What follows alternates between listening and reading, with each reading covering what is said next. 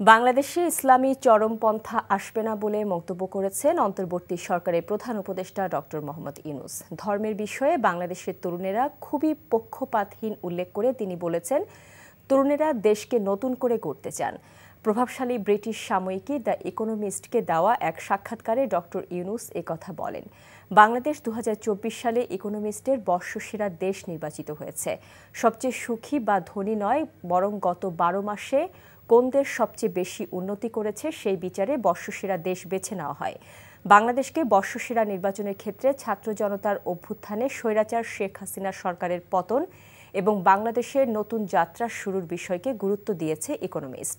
বাংলাদেশ বর্ষসেরা দেশের খেতাব পাওয়ার পরিপ্রেক্ষিতে ডক্টর ইউনূসের সাক্ষাৎকার নেওয়া হয়েছে। চাকরি পেয়ে গেছি। চাকরি? আপনার কি কোনো কমন সেন্স নেই? আপনি একটা মানুষের বাসায় ঢুকে পড়ছেন কিভাবে? বাসায় প্রবেশের কি নিষেধ আছে নাকি? এই অসময়ে ছাদে আসার কারণ কি? নতুন করে কারো প্রেমে পড়লেন নাকি? আমি আকাশ দেখছিলাম, আকাশ দেখতে দেখতে হারিয়ে গেলাম, হঠাৎ করে আপনি আসলেন।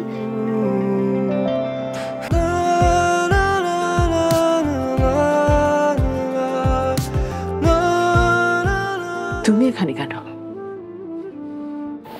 আমার অনুমতি নিয়ে এখানে আসা উচিত ছিল তোমার। মা, এই ছবিটা কার?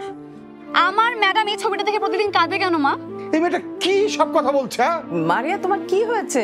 আজ এত বছর পর কি শাস্তি দিব আপনাকে বলেন তো?